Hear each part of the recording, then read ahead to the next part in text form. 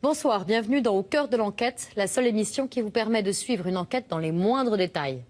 Ce soir, direction Marseille, délinquance, criminalité, vous allez découvrir le travail de la police comme si vous y étiez. Vol à l'arraché, trafic en tout genre et règlement de compte mortel, la cité phocéenne est depuis plusieurs années secouée par la violence. Il y a aujourd'hui pour la police un problème, Marseille. Eh bien, nos équipes sont entrées au cœur des cités, là où le trafic de drogue est devenu roi, mais aussi où le chômage explose. Car à force, cette économie parallèle qui fait des victimes par dizaines a fini par faire vivre des familles entières. Face à cette situation qui paraît inextricable, quelle est la réponse des autorités, de la police? Comment font-ils pour infiltrer ces réseaux et démanteler les trafics pour lutter contre cette violence endémique? Vous allez voir que des opérations d'envergure sont menées pour rétablir l'ordre dans ces quartiers. Marseille, la police peut-elle gagner la guerre contre les caïds? C'est un film d'Anthony Edley. Vue d'en haut, elle semble calme, paisible. Une ville somptueuse, au bord de la mer. Mais vue d'en bas, c'est une toute autre histoire. Au milieu de la foule, voilà ce qui fait le quotidien. Des trafics en tout genre. Cigarettes de contrebande et stupéfiants. Tu sais où est-ce que je peux acheter à fumer ici? Non, voilà, tout droit là. Ouais. Et des scènes comme celle-ci, beaucoup plus frappantes.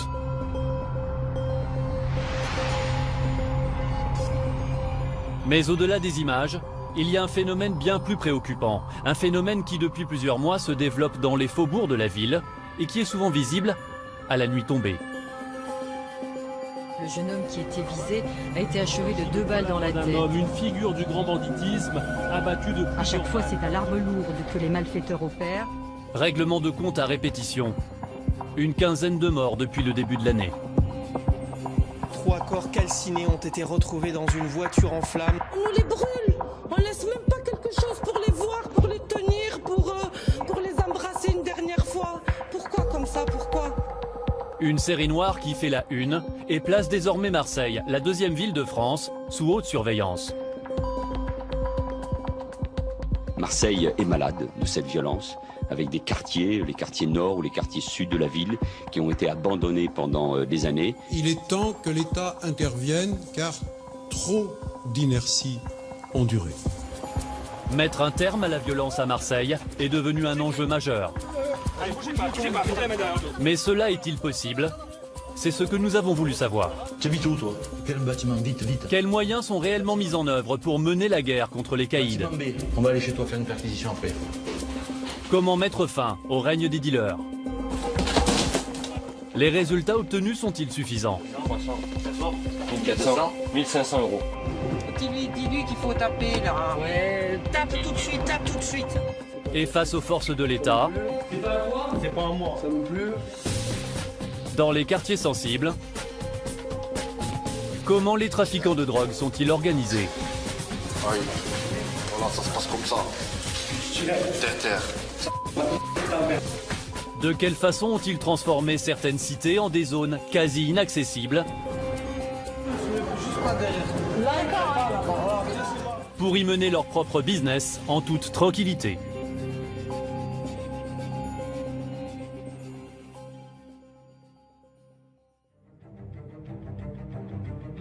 Ce qui est frappant lorsqu'on enquête sur la criminalité à Marseille, c'est que contrairement aux autres grandes villes françaises, la violence, les agressions ont souvent lieu en plein jour et en plein centre-ville. Depuis un an, la municipalité a fait installer 340 caméras de vidéosurveillance. Des images qui, vous allez le voir, sont souvent pour les forces de l'ordre un nouvel outil pour arrêter les délinquants.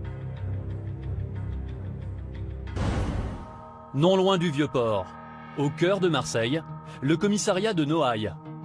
Sur les 17 commissariats que compte la ville, c'est sans doute l'un des plus exposés.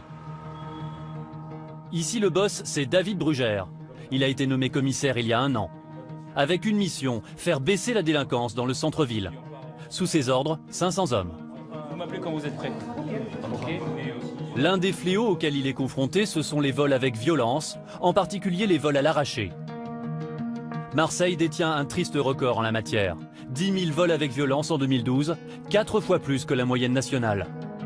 Avec en plus une spécialité locale, l'arrachage de colliers.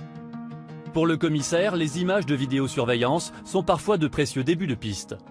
Donc là, il fait chaud, vous avez un individu qui se balade en survêt et puis encapuchonné comme si on était en plein hiver. Il fait ses allers-retours sur un petit secteur, comme s'il était un peu en patrouille, pour guetter sa proie. La victime est là, et voilà, et c'est fini. La méthode est toujours la même. L'arracheur porte des vêtements noirs, banals, et une capuche pour masquer son visage. Il a repéré la caméra et lui tourne le dos. Il choisit sa victime et d'un geste sec, il arrache son collier en or. Valeur de son butin, autour de 80 €. Depuis un an, David Brugère et ses hommes ont déjà interpellé 70 arracheurs. Mais c'est un combat sans fin. À Marseille, il y aurait une quinzaine d'arrachages chaque jour. Cet après-midi, l'un des hommes du commissaire a été alerté sur un nouvel arrachage. La scène s'est déroulée dans le 1er arrondissement, en centre-ville. Ces touristes espagnols marchent sans se douter de ce qui les attend. Sur le trottoir, un scooter vient à leur rencontre. La scène ne dure que quelques secondes. Le deuxième homme sur le scooter a saisi le collier de la touriste. Le deux roues a quitté les lieux aussitôt. Mais grâce à cette vidéo, les policiers ont identifié le pilote du scooter. C'est un récidiviste. Il figure dans les fichiers du commissariat. Il porte en particulier une montre et une bague qui sont très reconnaissables. Les policiers vont aller l'interpeller chez lui, mais obtenir ses aveux ne va pas être simple. L'arracheur de collier présumé le voici, il n'a que 17 ans. Mais les policiers le connaissent bien pour l'avoir déjà arrêté plusieurs fois. Il porte encore la bague et la montre qui ont permis de l'identifier. Pourtant, il va nier. Bon, tu as été reconnu comme étant le conducteur d'un scooter et le passager arrière a arraché la chaîne à une femme. Ça s'est passé... Attends, ne me dis pas non. J'ai rien conduit, j'ai pas de moto, je conduis rien du tout. J'ai rien. T'as rien? Rien. Malgré son jeune âge et la vidéo qui l'accuse, le suspect prend l'audition à la légère et n'hésite pas à provoquer le policier qui l'interroge. Je sais pas.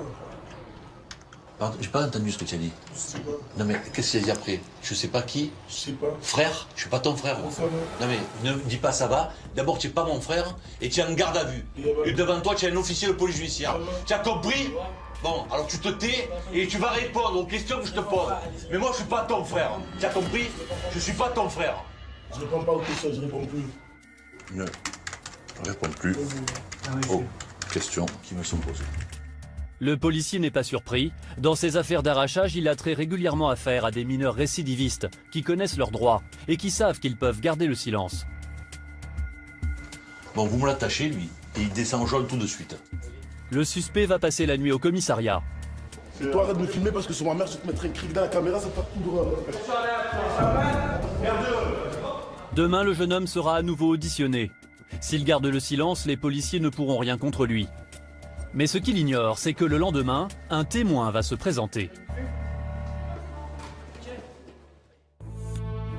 Dans les affaires de vol avec violence, il est rare que des personnes ayant assisté aux faits se présentent pour témoigner, par peur des représailles ou parce que les délinquants ont agi trop vite. Mais ce matin, un jeune homme est venu de lui-même au commissariat.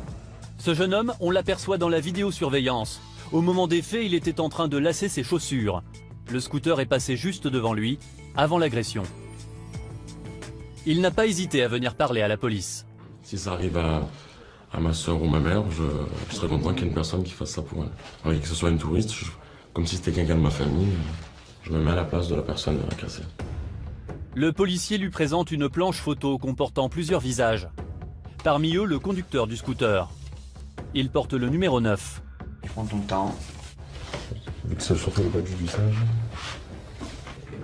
c'est lui ou lui? Par rapport à ce que j'ai vu, ça ressemble à un des deux. Un des deux. Je peux pas dire à 100%. Le 9 et le 5, c'est ça. L'homme hésite entre deux individus. Pour lever le doute, les policiers décident d'organiser ce qu'ils appellent un tapissage. Derrière une vitre sans teint, 3 hommes, dont le suspect de 17 ans qui porte le carton numéro 3. Le témoin les scrute, un par un. Certainement pas le 5, c'est sûr. D'accord. Avec une palette de couleurs. Ouais. Je crois que c'est ça. Hein? C'est le problème. Allez, c'est bon, vous pouvez remonter. Cette fois, le témoin a clairement identifié le conducteur du scooter. Mais face aux preuves qui s'accumulent contre lui, le suspect continue de garder le silence. Donc hier en fin d'après-midi, lors de ta première audition, tu as fait le choix de garder le silence et de ne pas répondre aux questions qui t'ont été posées. Est-ce que tu persistes là-dedans ou est-ce que tu veux parler ou répondre aux questions que je vais te poser? Persiste là-dedans. Alors je persiste là-dedans. Et tu n'as rien d'autre à rajouter? Et on arrête là, hein? Pas de souci. Allez. Toujours pas d'aveu. Pour les policiers, ça se complique. Car dans ce genre d'affaires, la garde à vue ne peut excéder 24 heures, et contrairement à ce que l'on pourrait penser, le dossier est encore mince. Le suspect a été identifié grâce à sa bague et à sa montre. Il a déjà été interpellé pour des faits similaires, et un témoin l'a identifié. Seulement les policiers savent que sans aveu, ces éléments ne suffiront probablement pas à convaincre la justice. Alors pour gagner du temps, ils ont besoin d'une prolongation de garde à vue. Rendez-vous chez le procureur, au palais de justice de Marseille. À droite, en polo orange, le procureur, il a l'habitude de ce genre d'affaires. Son discours est très ferme. Jusqu'à maintenant, tu dis rien. Oui. Bon, t'as le droit. Ceci étant, si tu dis rien, nous, on a des éléments. Tu dis rien, ça va être difficile de vérifier tes alibis. T'as plus de 16 ans, tu peux aller en détention. Tu es déjà connu pour au moins 2 affaires. Donc tu fais comme tu veux, discute avec ton avocat parce que pour le moment ça se passe mal. Donc pour ces faits-là, je te garde tu restes avec les policiers cette nuit. Voilà, c'est fini, au revoir. Le jeune homme l'a compris. Maintenant qu'il a plus de 16 ans, ce genre d'affaire peut lui valoir la prison.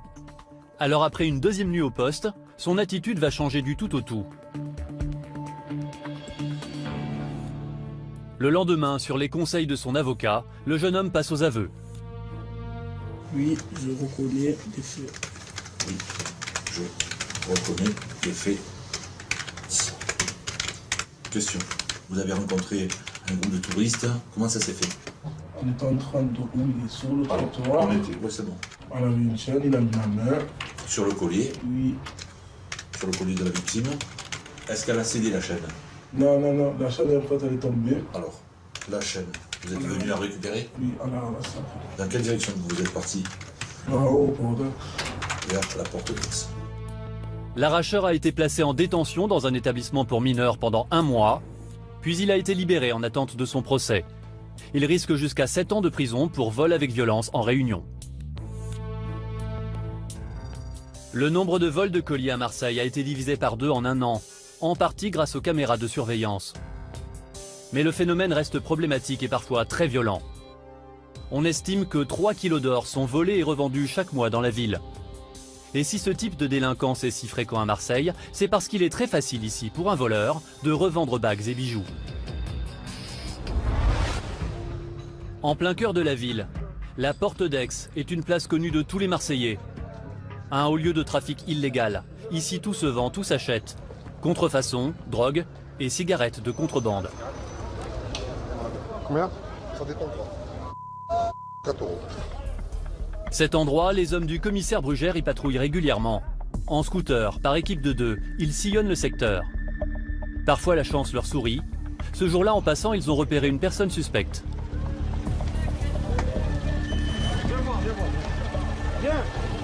L'homme dissimule maladroitement derrière lui plusieurs boîtes à chaussures.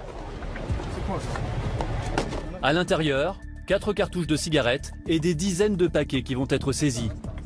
Le vendeur est arrêté et conduit au commissariat. C'est en venant ici presque tous les jours que les policiers réussissent parfois à arrêter un revendeur. Ce qui commence à être assez agréable pour nous, c'est qu'il y a beaucoup de gens qui commencent à nous aider, à nous renseigner dans le quartier. Je ne peux pas vous dire qui, puisque ça serait compliqué pour eux. Mais on commence à avoir pas mal d'informations. Mais l'objectif du commissaire Brugère, c'est de réussir à coincer des revendeurs d'objets volés, ceux que l'on appelle des receleurs. Et pour cela, il ne compte pas sur la chance, mais sur un coup de filet minutieusement préparé. Grâce à un indicateur, le commissaire est sur un gros coup. Un suspect qui serait l'un des receleurs les plus importants de la place. Cet homme, le voici. Il achèterait notamment des bijoux volés par les arracheurs du centre-ville. Tu me reçois bien là ou pas? Ouais, 5 sur 5. Ah ok, pareil pour nous. En embuscade, les équipes du commissaire surveillent les allées et venues du suspect. Une deuxième équipe stationne dans un véhicule banalisé à quelques mètres seulement de l'individu. Dans le jargon policier, on appelle cela un soum, un sous-marin, une voiture qui permet de voir sans être vue. C'est la seule façon pour la police d'être au plus près des trafiquants, sans se faire repérer. Un homme s'approche du receleur présumé. Apparemment, il a quelque chose à lui vendre. Il a acheté un truc, hein, il a surposé un truc dans sa main droite et il l'a posé après sur la table avec des anciens. C'est la transaction que les policiers attendaient. Leur indicateur n'a pas menti, ils vont pouvoir maintenant interpeller le suspect. 5 heures le lendemain matin, le commissaire Brugère et ses hommes se préparent pour l'opération. Vous leur avez montré physiquement où c'est, l'endroit où c'est? Oui. Donc et c'est parti. D'après leurs renseignements, le receleur changerait souvent de domicile. Depuis quelques jours, il dormirait dans un appartement non loin de la porte d'Aix. C'est là qu'ils vont tenter de l'interpeller. C'est quitte ou double hein, ce matin. C'est le pactole ou c'est rien. Mais rien ne va se passer comme prévu. Police! Dans l'appartement, un couple, mais pas de traces du receleur. C'est pas lui. Oh mais non! Sérieux? Ah Non, c'est pas lui. Ah non! Est-ce que vous avez prêté votre appartement à quelqu'un pendant le ramadan? Oui. À qui? Son prénom c'est quoi? Ah c'est bon, on n'a pas faux alors. Le receleur a bien dormi ici il y a quelques semaines, mais l'homme dit ne pas savoir où il dort maintenant. En revanche, il désigne facilement une quantité de matériel informatique haut de gamme que le receleur stocke chez lui. Il y a 2 écrans. Tu as vu? Ces ordinateurs proviennent probablement d'un cambriolage, une belle découverte. Mais le receleur lui reste introuvable. Pour le commissaire Brugère, la course contre la montre a commencé. Le souci c'est qu'à partir de là, c'est vrai que le temps joue un peu contre nous. Le receleur est peut-être déjà au courant de l'opération de police. Le commissaire et son équipe doivent le trouver au plus vite, sinon il risque de quitter la ville. Et cette fois, c'est la chance qui va donner un coup de pouce aux policiers. Alors qu'il circule porte d'Aix, en pleine rue, il tombe soudain nez à nez avec le receleur. Attendez! L'interpellation est immédiate. Bah ouais, on a un petit coup de cul là pour une fois là, c'est énorme. Ouais.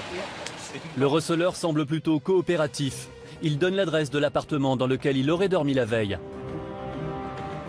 Peut-être est-ce là qu'il stocke les bijoux et les objets volés qu'il a rachetés. La vague. Là, ça commence à me plaire. Les policiers s'y rendent aussitôt. Oh, bouge pas, lève tes mains. La fouille des lieux commence. Mais au bout de quelques minutes, les policiers comprennent que le suspect leur a menti. Il a pas dormi là? Il a pas dormi là? Il n'y a pas ses affaires. Il n'y a aucune de ses fringues, il n'y a pas ses tongs, il n'y a que dalle. Donc il nous cache un appart. Ouais. Aucun effet personnel du suspect sur place. Et désormais, l'homme s'est muré dans le silence. Pour les policiers, il ne reste plus qu'une seule possibilité pour boucler l'affaire.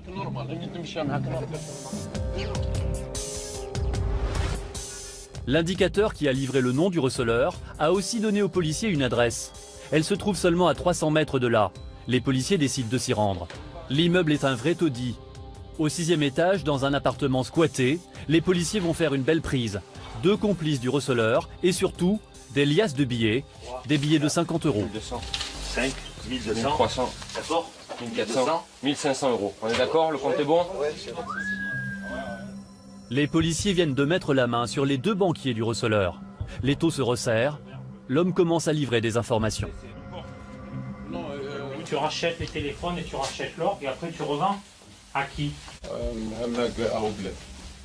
À un mec au bled? Donc tu pars au bled avec tout Non. et tu vends. Non. Qui c'est qui fait le voyage pour toi? C'est lui qui vient? Ouais. Donc ça veut dire qu'il stocke entre temps. Où est-ce qu'il est? Allez demander en arabe, là. Où est-ce qu'il met son stock là? Il n'y a pas, si tu jures, il n'y a pas. Si tu jures, il n'y a pas. Non, il y a quelque part. La fouille de l'appartement se poursuit. Mais elle ne donne rien de plus. Rien. Pas la moindre trace d'or ou de bijoux. Les hommes du commissaire Brugère n'ont toujours pas trouvé la planque du receleur. Et il ne leur reste plus aucune adresse à visiter. C'est l'impasse. Mais le commissaire n'a pas dit son dernier mot. De retour au commissariat, le receleur présumé est placé en garde à vue. Il refuse de donner l'adresse de son stock, alors le commissaire va opter pour une autre stratégie. Tous les enquêteurs sont mobilisés pour rappeler leurs indicateurs et dénicher tout renseignement utile. Il n'y a pas la voiture, il n'y a personne. Bon. Chacun active ses réseaux. Là, il nous a fait le même coup, là. Et quelques minutes plus tard, la stratégie s'avère payante. L'un des hommes du commissaire obtient une adresse plausible. Il faut maintenant agir immédiatement, avant que des complices ne viennent vider les lieux. Cette fois, le commissaire va employer les grands moyens. Il a fait venir une trentaine d'hommes en renfort, notamment des policiers en tenue et les hommes de la BAC, la brigade anticriminalité. La BAC, j'aurais aimé que vous preniez les fiacres et Montaulieu. Mettez les deux voitures de chaque côté. Car l'adresse obtenue se trouve en plein cœur de la porte d'Aix. Et les policiers le savent. Dans ce secteur de Marseille, en plein après-midi, il y a foule. Envoyer seulement quelques hommes sur place serait risqué. Ils pourraient se trouver rapidement pris à partie. Et alors les VTT, vous montez sur Saint-Charles. Et pareil, au top, vous glissez et vous rentrez dans Montpasteur. Est-ce qu'il y a des questions? C'est bon? Merci. Le dispositif est en place. L'opération est lancée. Pour éviter tout attroupement, il faut être rapide. L'immeuble est un vieux bâtiment marseillais assez dégradé. La porte est close et l'interphone ne fonctionne pas. Les policiers vont devoir improviser. C'est plié, ça. Dans une opération de flagrant délit, la loi les autorise à enfoncer la porte. 1, 2, 3. Tiens, empêche-moi. L'immeuble n'est qu'en partie habité. Mais dans l'appartement visé, cette fois, c'est le jackpot. Tout ça, rempli. Yes. Tout ça, c'est rempli. Yes. Tout ça, c'est rempli.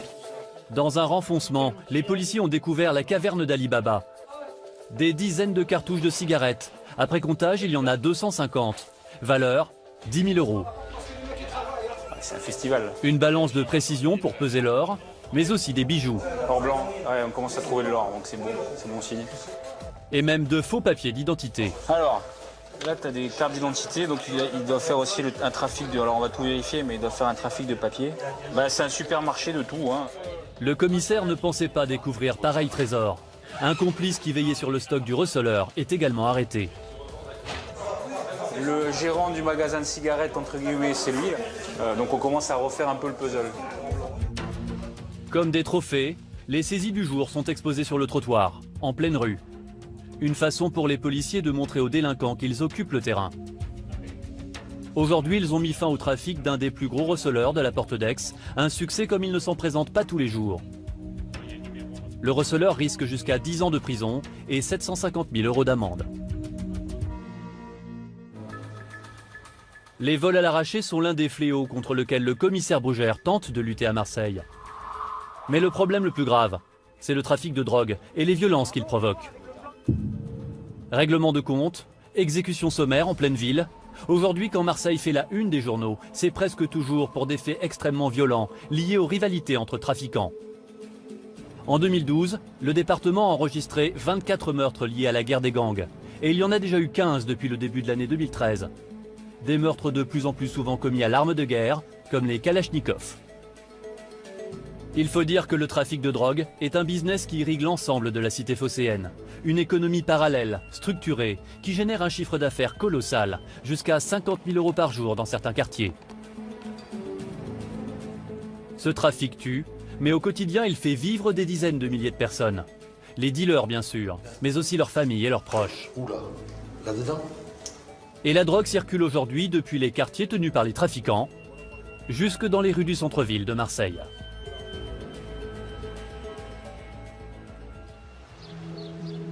Le Vieux-Port, ses bateaux de plaisance et ses vendeurs de poissons, c'est le Marseille de carte postale, celui que connaissent les touristes. Mais rapidement, le décor change. Dans ces ruelles étroites, à seulement 100 mètres de la Canebière, les dealers sont déjà là. Et les hommes du commissaire Brugère sont bien décidés à les déloger. Mais pour y parvenir, il faut une qualité, beaucoup de patience. Depuis très tôt ce matin, 2 policières sont installées discrètement dans un appartement prêté par un habitant. Arnaud de Caro. Depuis cette planque, elles ont une vue directe sur la rue en contrebas. Dans leur ligne de mire, un dealer présumé.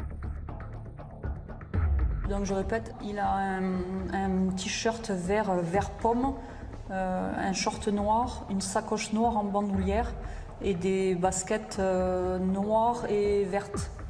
Donc pour l'instant, il est devant l'entrée du snack, donc il ne faut pas intervenir. Pour intervenir, les policiers ont besoin d'un flagrant délit, car un dealer ne garde jamais de drogue sur lui. Il la cache dans un stock, non loin de son point de vente. Tout l'enjeu pour les policiers, c'est de localiser ce stock.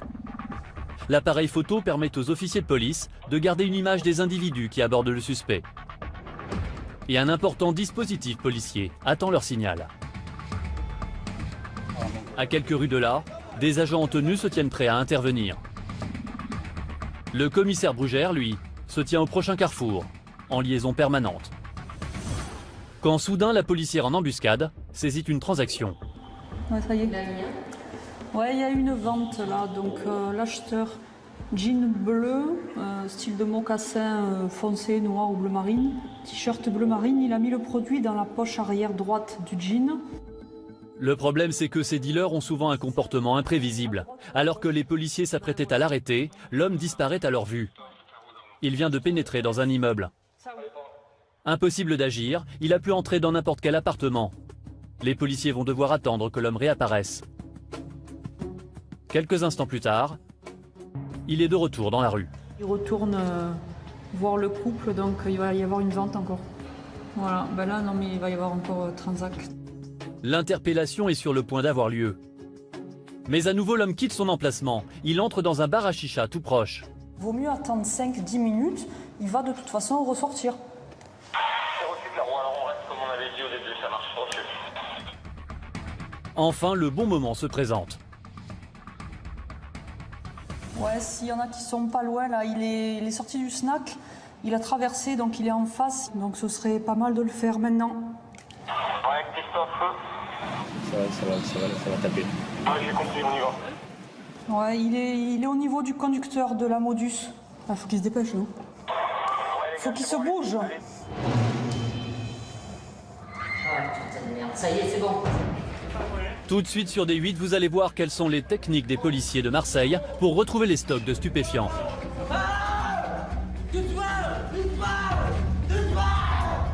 Oh oui! Oh oui! Oh oui, ça c'est beau ça! Vous verrez également comment les trafiquants ont fait de certaines cités des territoires où règne la loi du plus fort. Et comment certains citoyens essaient de leur résister, malgré les risques de représailles. Quand il a été battu à coups de barre de fer, qu'il a eu des points de suture et tout, j'ai eu vraiment peur qu'il le tue, quoi. Le problème, c'est que ces dealers ont souvent un comportement imprévisible. Alors que les policiers s'apprêtaient à l'arrêter, l'homme disparaît à leur vue. Il vient de pénétrer dans un immeuble. Impossible d'agir, il a pu entrer dans n'importe quel appartement.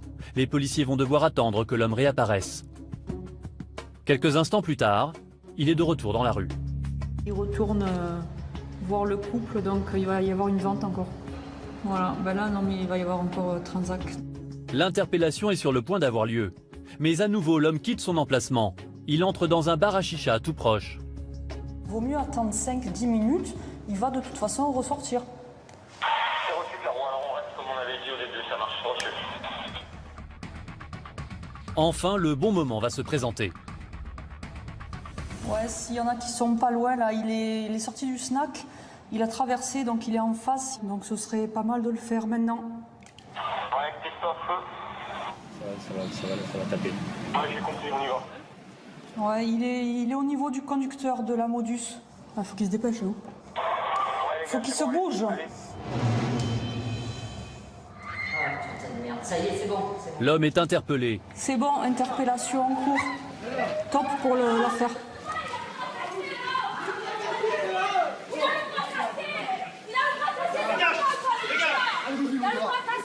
Lâchez-moi, il a le bras cassé, c'est bon.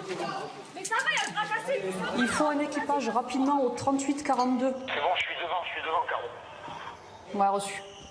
Déjà, la foule se masse aux abords de la rue. Les policiers en VTT ont pris place pour bloquer les accès et garder le contrôle de la situation. Tu as vu le monde qu'il y a? La foule, ça se rapproche à une vitesse. Maintenant, il faut aller très vite. La crainte des policiers, c'est que des complices soient alertés et que le stock de drogue ne disparaisse. La policière a repéré en particulier un homme en t-shirt blanc dont le comportement lui semble suspect. Ouais, est-ce qu'il y a les collègues des VTT qui sont devant le 42 qui peuvent faire raccrocher là, le mec qui est en t-shirt blanc? Putain. Fais raccrocher le mec qui a le t-shirt blanc là, il est au téléphone, je sais pas s'il prévient la famille. Il parle avec le collègue, il faut pas qu'il se serve du téléphone parce je pense qu'il le connaît. Pour les policiers, le plus dur reste à faire. Trouver le stock du dealer présumé, l'endroit où il conserve la drogue qu'il revend. Peut-être dans l'immeuble dans lequel il est entré après sa transaction. Dans la cage d'escalier, le chien semble avoir flairé quelque chose.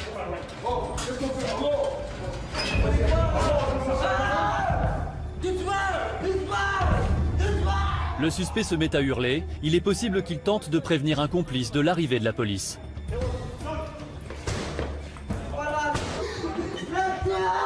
Mais dans l'appartement, la seule personne présente est sa mère.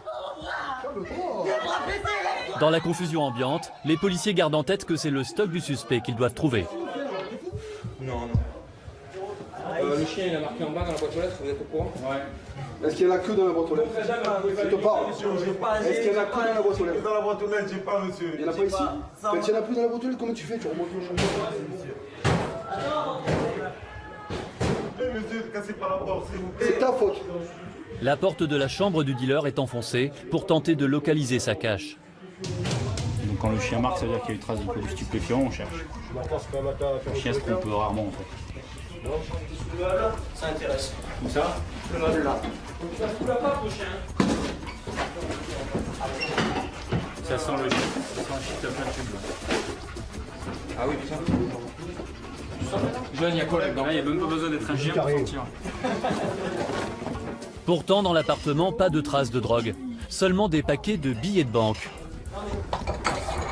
Regarde là, tu vois cet argent, le chien il a marqué les billets, d'accord? C'est comme ça qu'on les trouve, donc on les saisit, d'accord? C'est pas ça.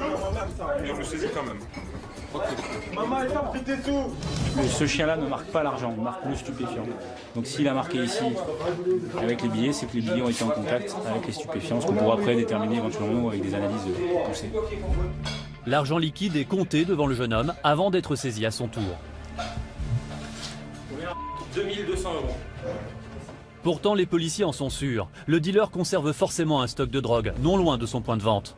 C'est dans la boîte aux lettres que le chien renifleur avait marqué que les policiers trouvent enfin ce qu'ils cherchaient. Mais bien sûr que non, c'est pas à toi, évidemment que c'est pas. C'est pas à moi. Non, c'est pas à toi. Ça non plus. C'est pas à toi? C'est pas à moi. Ça non plus. C'est pas à toi. Tu vas passer un mauvais moment avec nous, toi. Ça, c'est quoi ce qu'il y a dans ce bout? C'est pas à moi. Tu vas apprendre à nous connaître. Du shit et de la coke. Mais ce jeune homme dit que ce n'est pas lui. De la cocaïne et quelques barrettes de cannabis. Un bon début, mais les quantités sont faibles. Les policiers pensent qu'il existe une cache plus importante ailleurs. Pendant l'interpellation, un autre groupe de policiers a perquisitionné le bar à chicha tout proche, dans lequel le dealer s'est rendu lorsqu'il était sous observation. Ils y ont découvert une grande quantité de drogue. Des barrettes de résine de cannabis. Ça, c'est des barrettes à 20 ou 30 €. Ça a été trouvé derrière le comptoir sur le compresseur. 18, 19, 20, 21 et 22 et demi. Il y a là pour 600 € de résine de cannabis. Le patron du bar à chicha est aussitôt arrêté. Le fait de trouver cette drogue dans son établissement permet de le fermer immédiatement pour trafic de stupéfiants. Oui, c'est bien, ça montre que nos efforts ont payé. Qu'on n'a pas passé tant d'heures à surveiller pour rien. Et alors que les policiers s'apprêtent à quitter les lieux, une nouvelle information va faire rebondir l'affaire. Un policier a reçu un appel anonyme. Quelqu'un affirme que la mère du dealer s'est débarrassée de quelque chose, juste avant l'arrivée de la police tout à l'heure. Les collègues ont été informés que, apparemment, c'est la mère de l'interpellé. Quand elle a su que son fils était interpellé, elle a balancé sur le toit de l'immeuble un sac, donc ça peut être intéressant. La seule façon de vérifier l'information, c'est de remonter dans l'appartement. C'est Renou. Asseyez-vous, madame, s'il vous plaît. Qu'est-ce qu'on cherche? Un sac qui aurait été jeté par, a priori, la mère.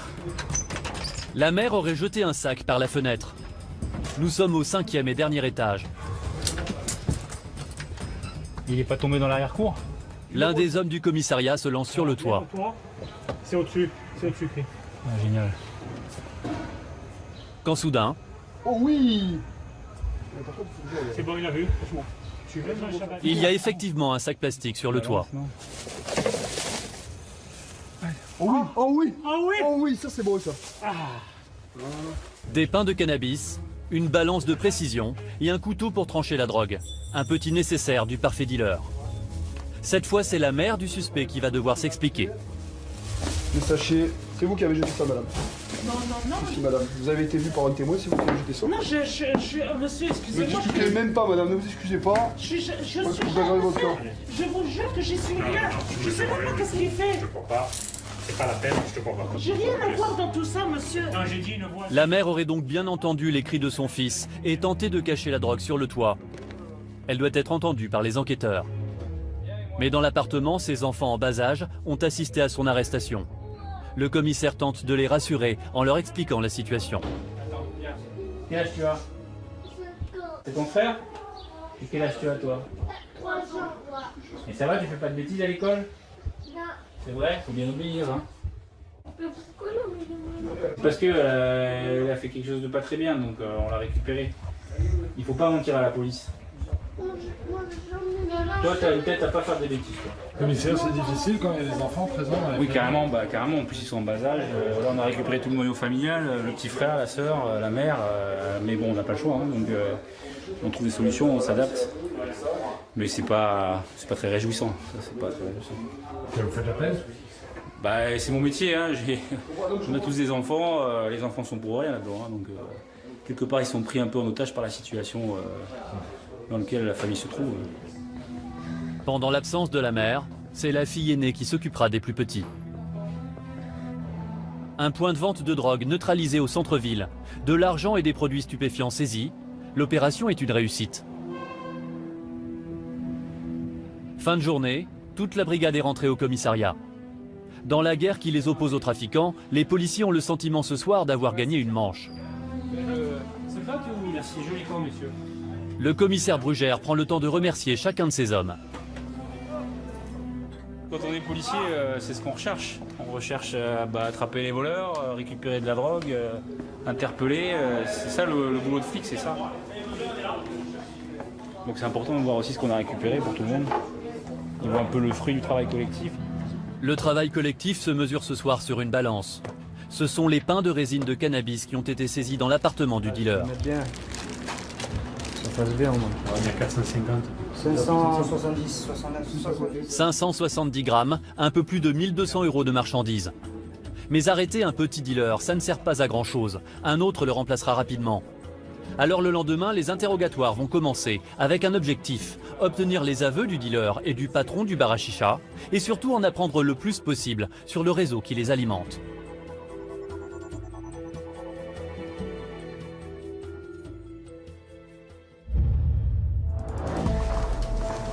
Pour concrétiser le flagrant délit, l'équipe du commissaire Brugère ne dispose que de 48 heures. C'est la durée de la garde à vue des 3 interpellés. Le patron du bar à chicha, le dealer présumé et sa mère. Dans ce bureau, l'interrogatoire a commencé pour le patron du bar et l'homme n'est pas coopératif. Tu vas arrêter de crier là au bureau. Vous me laissez pas parler. Moi je te dis que tu vas arrêter de crier. Tu as compris? Le gardé à vue est très agité. Ce qui l'inquiète le plus, c'est qu'à l'extérieur, on puisse penser qu'il coopère avec la police. Je ne vais pas balancer les gens, c'est pas une balance. Je ne vais pas balancer les gens, je vous dis je sais pas. Après c'est vous qui savez. Je sais pas, je sais pas. Je veux pas balancer, c'est une autre chose. Marqué je veux pas balancer alors. Marqué je veux pas parler, c'est tout. Je veux pas parler, c'est pas je veux pas balancer, je veux pas parler. Vous savez très bien, la vérité, ce qu'il y a en moi. Ça existe des gens moi, qui je ne sais savent pas. parler. Après déjà je veux pas parler, j'ai peur des représailles. C'est tout. Pourquoi tu Je le veux dis pas pas? parler, je veux pas parler, c'est tout. Dans une ville comme Marseille, tout se sait très vite. La peur des représailles met en panique le propriétaire du bar à chicha. Son interrogatoire tourne au dialogue de sourds avec l'enquêteur. À quelques mètres de là, l'audition du principal mis en cause, le dealer, a commencé elle aussi, en présence d'un avocat commis d'office. Face aux questions des policiers, le jeune homme essaye de minimiser la gravité de ses actes. Est-ce que tu vends de la drogue? Je vends des gens que je connais. Oui. Je vends que à des gens que je connais. Quel genre de drogue tu vends? Qu'est-ce que tu vends comme drogue? Il existe de nombreuses sortes de drogues, je souhaiterais savoir ce que tu vends comme drogue.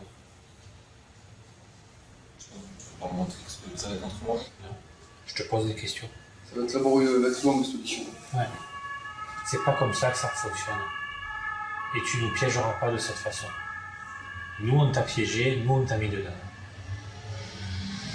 Tu as voulu jouer, c'est bien. Ça a marché un moment, ça t'a permis de ramener pas mal de choses et ça t'a permis d'améliorer beaucoup le quotidien à la maison. Maintenant tout ça c'est fini. Donc je te demande quel genre de drogue tu vends. Ça dépend. Si quelqu'un a besoin de ça, je fais ça sur je reviens. Les quartiers nord, ce sont les cités du nord de la ville, la plaque tournante du trafic de drogue à Marseille. Du shit. Voilà, ça c'est une réponse. En réalité, cet aveu ne coûte rien au jeune homme. Lors de la fouille de son domicile, les policiers ont déjà trouvé de la bœuf, c'est-à-dire de l'herbe, les feuilles séchées de cannabis, et du shit, de la résine de cannabis présentée en barrette. Mais il y avait plus grave. Souvenez-vous, dans la boîte aux lettres de la famille, ils ont également retrouvé des paquets de cocaïne. Un trafic qui pourrait aggraver le cas du dealer. Est-ce que tu as déjà vendu autre chose que de la bœuf et du shit? Pardon? Il n'y a pas rien. Donc tu veux dire que hier c'était la première fois que tu avais de la coke à vendre? Mais à peine a-t-il fait ce lourd aveu que le jeune homme semble se sentir mal. Oui, dis-moi. Tu te sens mal? Tu te sens mal? C'est-à-dire? Il va tomber, tu devrais le tenir parce qu'il est en train de faire un malaise. On va arrêter l'audition, quand on va venir les pompiers, et on va reprendre après. Alors je... Dans ce genre de cas, les policiers n'ont pas le choix. Ils doivent interrompre l'interrogatoire. Notre individu qui a des soucis de toxicomanie, il doit avoir un peu l'effet de manque qui joue, mais je pense aussi qu'il en rajoute un peu, qu'il est en train de simuler un malaise, puisque lorsque les interpellés malheureusement sont malades ou sont souffrants, on est obligé de mettre fin à leur audition, voire à leur garde à vue, pour les transférer à l'hôpital. C'est une stratégie pour gagner du temps, dont ils ont connaissance et qu'ils n'hésitent pas à employer lorsqu'ils sentent que le vent est en train de tourner pour eux. Donc là, je pense qu'il y a une petite part de vrai dans son malaise, et je pense qu'il y a aussi une grosse part de simulation. Toxico en manque ou dealer qui cherche à gagner du temps, les policiers ne prennent aucun risque. Le jeune homme va se reposer quelques heures en cellule. L'audition de la mère du dealer s'avère tout aussi complexe. Les policiers ont pris leurs renseignements. Sa seule ressource est le RSA, elle est veuve et ses enfants ne travaillent pas. Or d'après l'enquête, la famille semble vivre bien au-dessus de ses moyens. Peut-être est-elle au courant des trafics de son fils aîné. Interrogée en présence de son avocate commise d'office, elle nie toute implication. Est-ce que vous saviez que votre fils, il vendait de la drogue? Pas du tout. Je vous entends pas. Je savais pas. Je savais pas. Vous savez s'il gagne de l'argent, votre fils? Il gagne pas du tout d'argent ou vous savez pas? Je sais pas. J'ai jamais vu mon fils avec l'argent. Est-ce qu'il travaille en ce moment, madame? Non, il travaille pas. Vu son âge, il ne perçoit aucun revenu. Il touche pas d'ACDIC, ni de RSA. Il est trop jeune. Saviez-vous que cette drogue se trouvait sur votre toit? Non, pas du tout. La seule accusation que les policiers peuvent porter est celle d'avoir dissimulé le sac plastique. La mère aurait caché la drogue sur le toit. Mais le témoin qui a renseigné les policiers à ce sujet est un témoin sous X, c'est-à-dire un témoin anonyme. Cela risque de ne pas être suffisant face aux dénégations d'une mère de famille. Alors le directeur de l'enquête va utiliser une ruse pour la convaincre d'avouer sa complicité. Madame, pouvez-vous prendre ça à la main et me le rendre s'il vous plaît? Prenez-le à la main, c'est un sac plastique. Prenez-le à la main et vous me le rendez. Je vais vous expliquer, je vais expliquer à votre avocat. C'est pour vous montrer quelque chose. Voilà, vous l'avez à la main, vous me le rendez. La surface sur laquelle vous avez posé vos mains sur le sac plastique, si j'y fais faire un prélèvement par la police technique et scientifique, nous allons retrouver des traces d'ADN. D'après vous, Si nous faisons effectuer des prélèvements d'ADN sur les sacs plastiques que nous avons récupérés sur le toit hier lorsque nous sommes venus chez vous, est-ce que vous pensez que sur ces sacs, on risque de trouver votre ADN? Est-ce que vous pensez que ces sacs, vous avez pu les tenir à la main? Mais monsieur, j'ai rien à voir dans tout ça. Moi, j'ai jamais touché ces sacs, je les ai pas vus chez moi. Je les ai pas vus chez moi, il n'y a pas de sacs, des trucs comme ça. Je ne sais pas, je n'ai jamais vu ces sacs. La mère continue de nier. Alors inlassablement, le policier va répéter son argument principal, le témoignage sous X. Il sait que c'est parfois à l'usure que les suspects finissent par céder. La première fois que vous avez vu ces sacs, madame? Hier, un témoin qui restera anonyme. Il vous a vu, vous, jeter des sacs plastiques blancs et un couteau sur le deuxième pan de toiture qui surplombe votre appartement, endroit même où mon collègue, hier, les a découverts. Donc est-ce que c'est vous qui avez jeté les sacs plastiques sur le toit? Réfléchissez bien à me parler. Vous voulez sortir? 2 minutes.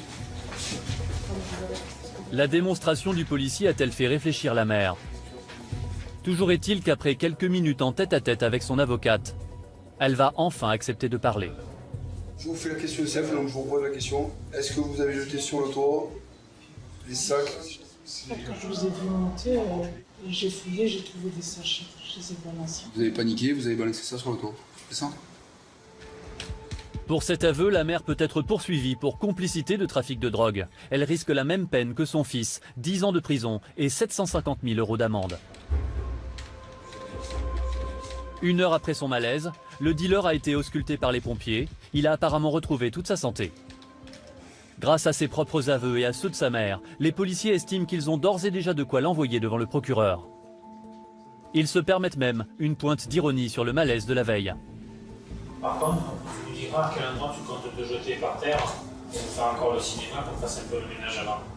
D'accord? Pour les hommes du commissaire Brugère, le dossier est bouclé.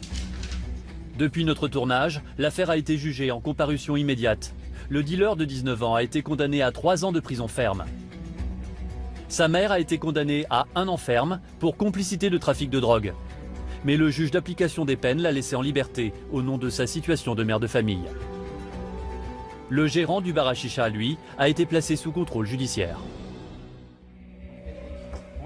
Il a suffi de 48 heures pour éradiquer un point de vente de stupéfiants.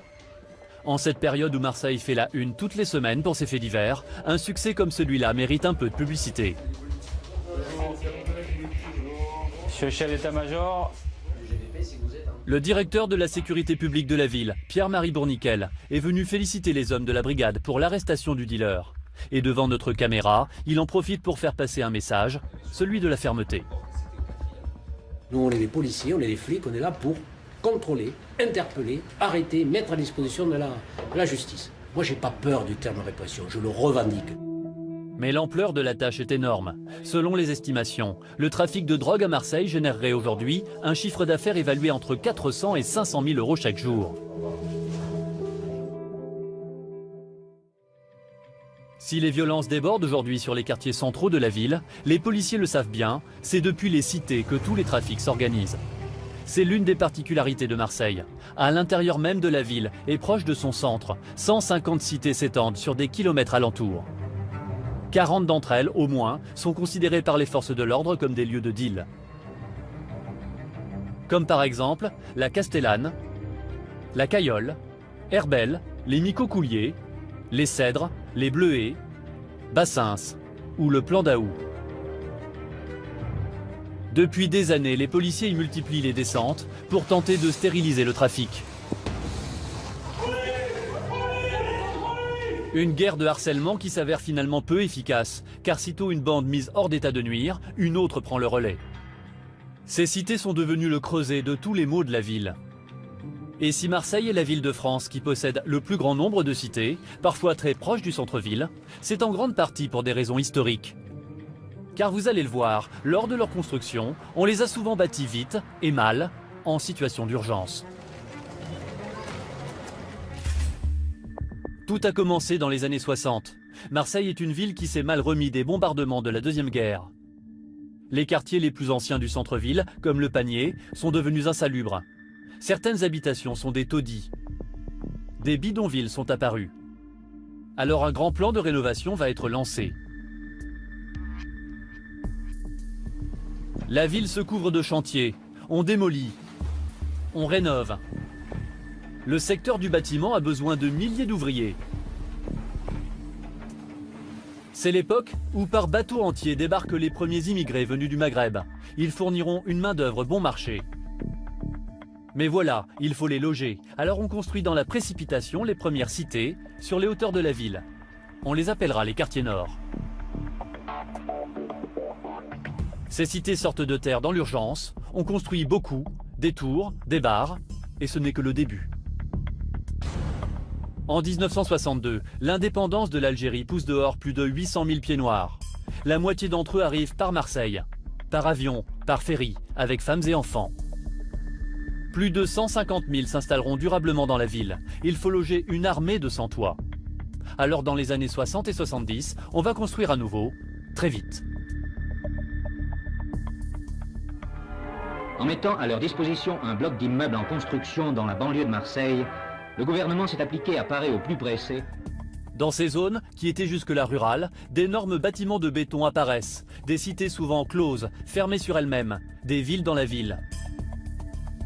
De futurs ghettos, qui partant de crise et de chômage, vont devenir un repère idéal pour les trafiquants, 40 ans plus tard.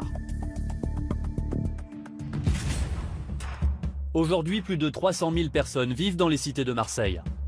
Ceux qui en avaient les moyens sont partis vers des horizons plus souriants, et la pauvreté est restée seule sur place.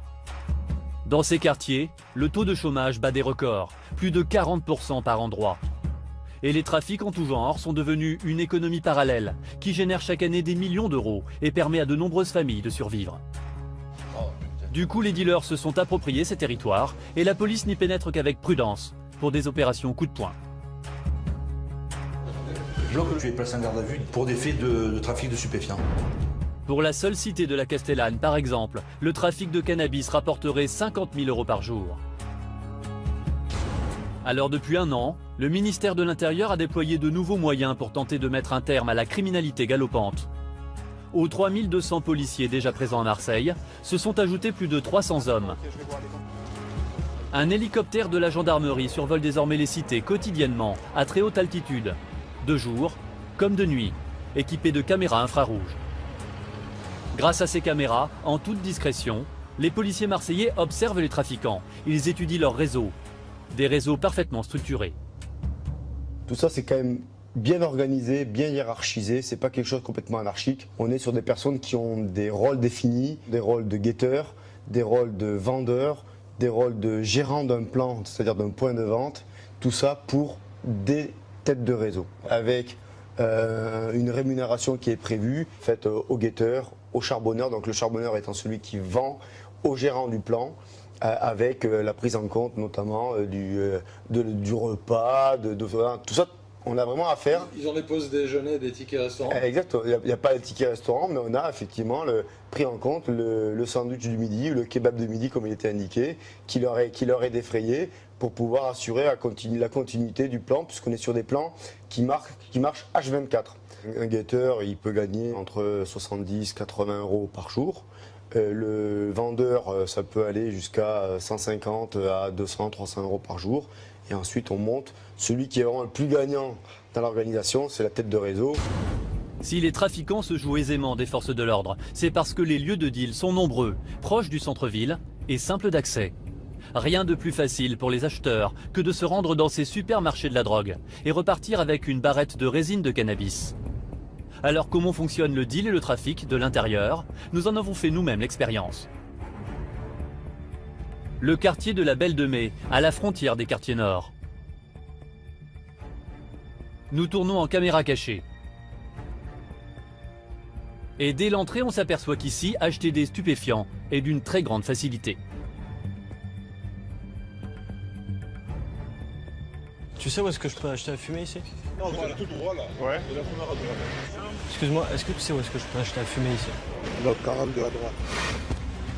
Tout de suite sur D8, vous allez voir comment les dealers ont transformé certaines cités marseillaises en marché de la drogue à ciel ouvert. Il y a moyen d'acheter quelque chose ou pas? Tu peux pas du shit. Vous verrez également que pour enrayer le trafic de stupéfiants, les forces de l'ordre appliquent désormais une nouvelle stratégie. Elle est baptisée « Approche globale ». Exceptionnellement, nous avons pu filmer de l'intérieur une opération coup de poing sur l'une des cités les plus chaudes de Marseille. Allez, bougez pas, mettez la main derrière le dos. Donnez-moi la main. Si les trafiquants se jouent aisément des forces de l'ordre, c'est parce que les lieux de deal sont nombreux, proches du centre-ville et simples d'accès. Rien de plus facile pour les acheteurs que de se rendre dans ces supermarchés de la drogue et de repartir avec une barrette de résine de cannabis. Alors comment fonctionne le deal et le trafic de l'intérieur ? Nous en avons fait nous-mêmes l'expérience. Le quartier de la Belle de Mai, à la frontière des quartiers nord. Nous tournons en caméra cachée. Et dès l'entrée, on s'aperçoit qu'acheter des stupéfiants ici est d'une grande facilité. Tu sais où est-ce que je peux acheter à fumer ici? Voilà, tout droit là. Ouais. Et la première à droite. Excuse-moi, est-ce que tu sais où est-ce que je peux acheter à fumer ici? L'autre 42 à droite. Salut les man. On m'a dit qu'il y avait de quoi fumer ici. Il y a moyen d'acheter quelque chose ou pas? Tu veux pas du chez? Un truc bien quoi.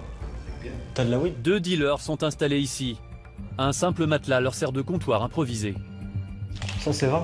Ouais, c'est des pochons de graines de shit. Ça c'est un pochon de graines. Bon, je vous embête pas plus longtemps. C'est bien les mains. Des dealers qui se livrent en toute impunité au trafic de drogue. C'est un tableau devenu banal à Marseille.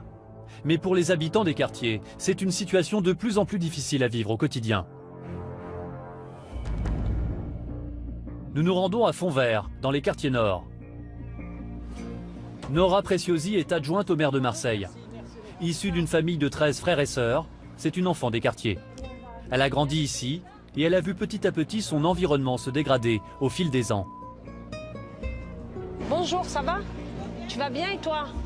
Ta mère, ça va, la famille? Notre caméra attire les regards et il n'est pas forcément bien vu ici de parler aux journalistes. Mais Nora est chez elle, pas question de se laisser impressionner par les provocations de quelques jeunes qui la toisent du regard. Qu'est-ce qu'il a, lui? Qu'est-ce qu'il a? Qu'est-ce qu'il y a? Tu as un problème? C'est la joue voyou, là. Mais qu'est-ce que je m'en fous? Tu crois que j'ai peur? J'ai pas peur, moi. C'est-à-dire? Ben, il me fait... Le mec, là. Et en plus, il est même pas de la cité. Ça va? Ça va, alhamdoulilah.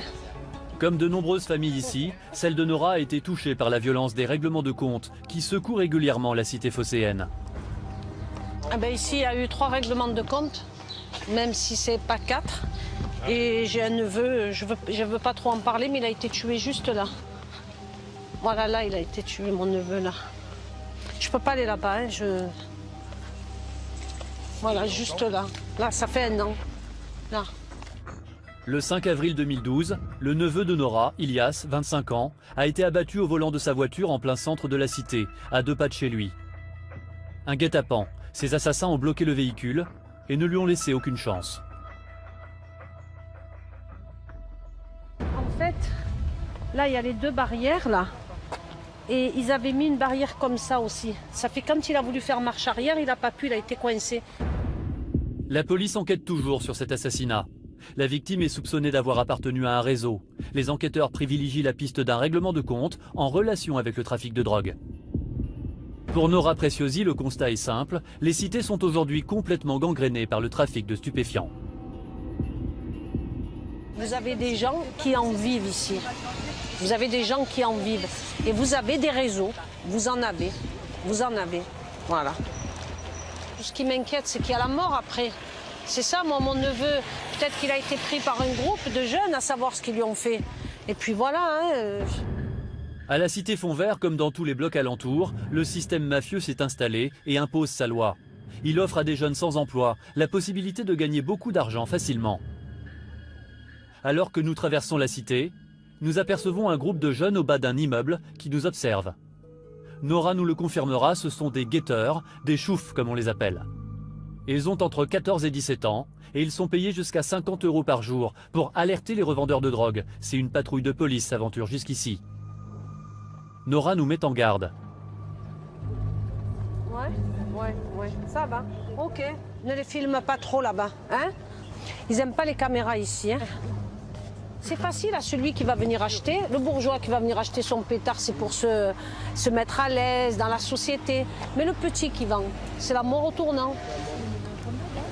Toutes ces mères là qui perdent leurs enfants, il faut les soutenir, il faut faire quelque chose. C'est pas possible. On ne peut plus vivre dans la peur et dans cette société. Cette peur est entretenue par les trafiquants. Elle permet à leur business de prospérer et pèse comme une menace contre quiconque s'y oppose. Pourtant, certains ont décidé de combattre le règne du deal. Il ne s'agit pas de policiers, mais de simples citoyens, particulièrement déterminés.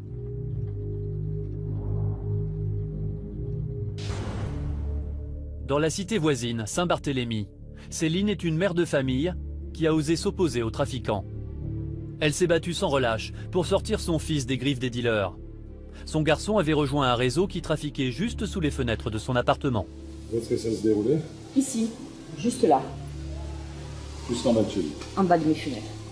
Depuis, les dealers se sont déplacés. Ils sont 20 mètres plus loin. Il est un peu plus en retrait vers là-bas. Un peu plus en retrait. Mais on peut pas y aller, c'est trop... Non, c'est trop risqué. Le fils de Céline avait tout juste 15 ans quand il est entré dans une bande de revendeurs de résine de cannabis. Comme le veut la règle, il a débuté comme simple guetteur. Il a commencé par le chouf. Alors le chouf, le chouf veut dire regarde en arabe. Et en fait, donc quand on fait le chouf, on fait le guet pour voir si les voitures de police arrivent et tout. Donc après, il a grimpé de grade, on va dire. Du chouf, il est passé au charbon. Le charbon, c'est la vente. Céline a senti que son fils était pris dans l'engrenage. Alors elle est allée voir les dealers et elle les a implorés de laisser partir son garçon. Mais dans les cités de Marseille, on n'échappe pas au réseau aussi facilement. Non seulement les trafiquants sont restés sourds à ces demandes, mais pour couper court à tout échappatoire, ils ont répondu avec leur langage, la violence. Quand il a été battu à coups de barre de fer, qu'il a eu des points de suture et tout, j'ai eu vraiment peur qu'il le tue, quoi. La bande est même allée jusqu'à s'en prendre directement au domicile de Céline pour l'intimider. Ici, j'ai eu un impact de balle. Donc j'ai cassé la vitre et je l'ai enlevé. Et vous avez fait la même chose un peu partout dans votre appartement? Voilà, ouais. Dans ce genre de cas, la plupart des maires de la cité sont bien obligés d'avouer leur impuissance. Mais Céline, elle, a pris une décision surprenante. Elle s'est rendue au commissariat pour dénoncer son fils. Elle s'est dit qu'en le faisant arrêter, au moins, elle l'éloignerait de l'emprise des dealers. Mais là encore, elle s'est heurtée à un mur. Je suis allée à la brigade des stupes. J'ai expliqué que mon fils était dans le réseau. La police m'a dit « Madame, débrouillez-vous, votre fils a le QMR2 ». Donc j'ai demandé de l'aide à la police et la police m'a dit « Débrouillez-vous avec eux ». Alors Céline a décidé de ne plus compter que sur elle-même. Elle a mené son enquête et elle a répertorié les identités de tous les membres de la bande. Puis, armée de ces informations, elle a fait ce que personne ici n'ose jamais faire. Elle est allée voir directement le chef du trafic, le caïd. J'ai fait pression au gérant en disant voilà, je veux que tu sortes mon fils de là, sinon tu vas plonger, quoi. Ouais, de toute façon, c'est pas une femme qui va m'impressionner et tout. J'ai dit, mais t'as pas une femme devant toi, tu es une mère de famille. Tu sais pas qu'une mère de famille est capable de crever pour son gosse et de sortir toute griffe dehors. Chose rare, face à la détermination de Céline, les caïds ont cédé. Céline n'a plus jamais entendu parler d'eux. Son fils est parti vivre loin de Marseille, à l'écart des fréquentations qui ont failli lui coûter la vie. Une histoire qui finit bien, mais rares sont les histoires comme celle-là dans les quartiers. Dans la cité phocéenne, les femmes qui ont perdu un fils, un neveu ou un proche victime du trafic de drogue se comptent désormais par dizaines. En mai dernier, c'est avec l'énergie du désespoir que certaines de ces mères, qui pleurent leurs enfants assassinés, ont défilé dans la ville. Monsieur le Président Hollande, on a voté pour vous, s'il vous plaît, aidez-nous! Aidez-nous, s'il vous plaît! Parmi elles, Baya Sideki. Son fils était un gamin des cités comme il y en a des milliers ici à Marseille, un gamin victime de la guerre des gangs. Faut arrêter tout ça. Alors maintenant, moi j'appelle les mamans, à toutes les mamans, sortez dans la rue, battez-vous pour vos enfants, ne laissez pas faire tout ça. Nos enfants, c'était pas des bandits, c'est pas des caïds, c'est pas des mafieux. Hein? C'est des petits jeunes perdus, des petits jeunes qui attendent un boulot, des petits jeunes à qui on a promis du travail et tout. Il n'y a rien. On les laisse pourrir dans les quartiers nord de Marseille. Parce qu'on dirait que les quartiers nord de Marseille n'existent pas. On dirait que les quartiers nord de Marseille, il n'y a pas dans la carte de Marseille les quartiers nord. Le 15 mars 2013, Nabil, le fils de Baya, a été assassiné de façon particulièrement violente. Le corps du jeune homme a été retrouvé dans le coffre d'une voiture calcinée, non loin de la cité Fond-Vert où il habitait. Nabil venait tout juste d'avoir 19 ans. On nous les brûle. On laisse même pas quelque chose pour les voir, pour les tenir, pour les embrasser une dernière fois. Pourquoi comme ça? Pourquoi ce massacre? Tué puis abandonné dans la voiture à laquelle on a ensuite mis le feu, un mode opératoire devenu classique à Marseille. Ici, on appelle ce genre de meurtre un barbecue. L'incendie du véhicule permet aux assassins d'éliminer toute empreinte et toute trace d'ADN. Une quinzaine de meurtres associés au trafic depuis le début de l'année. Comment stopper cette criminalité qui, comme une épidémie, gagne chaque jour un peu plus la ville? Quelle réponse pour qu'enfin la paix revienne dans les quartiers? C'est une préoccupation qui remonte désormais jusqu'au plus haut sommet de l'État. Enjeu numéro 1 pour les autorités, réinstaller le pouvoir et la loi à Marseille. Ce jour-là, Manuel Valls, le ministre de l'Intérieur, a fait le déplacement. Face à la spirale de la violence, le ministre veut affirmer haut et fort qu'il ne reste pas inactif. Nous gagnerons ce combat contre la délinquance pour redonner à Marseille tous les atouts pour son développement. Depuis bientôt un an, les forces de l'ordre ont mis en place une nouvelle stratégie. Elle porte un nom, l'approche globale, une méthode quasi militaire. Une action coup de poing qui cible un quartier sur une période de 30 jours à travers une mobilisation policière massive. Une stratégie de guerre qui en quelques mois a déjà été utilisée dans 18 cités marseillaises. Objectif, asphyxier les trafiquants et les pousser à quitter les cités. Alors comment fonctionne cette nouvelle méthode policière? Est-elle aussi efficace que le ministre le promet? Exceptionnellement, nous avons eu l'autorisation de filmer de l'intérieur la préparation et le déroulement d'une de ces opérations d'envergure dans une cité marseillaise. Vous allez voir que derrière le déploiement de forces spectaculaires, c'est toute la complexité et la violence des rapports de force dans la ville de Marseille qui apparaît.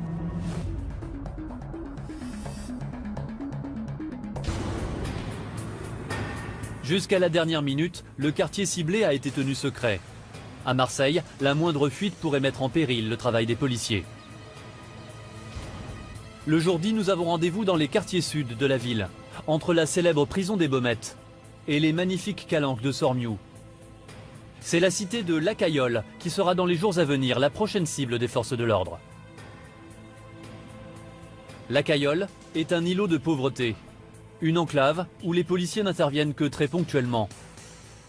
Mais aujourd'hui, à quelques mètres de l'entrée de la cité, les forces de police se tiennent prêtes. La méthode est toujours la même. Avant d'intervenir en force, les policiers vont cibler un trafiquant de stupéfiants. Leur cible est un dealer déjà connu des services de police. Il vient d'être repéré dans la cité. Dans la description, c'est un jeune habillé tout en noir, t-shirt noir, manches courtes avec description blanche devant, et un pantalon noir ou bleu marine avec des bandes blanches et un pantalon retroussé. D'accord? Ouais, c'est parti. Il faut agir vite pour profiter de l'effet de surprise. Dis-lui qu'il faut taper là. Ouais, tape tout de suite. Ouais, Christophe de Valérie, il faut taper. Non, tu t'appelles. Vous l'avez vu? Non.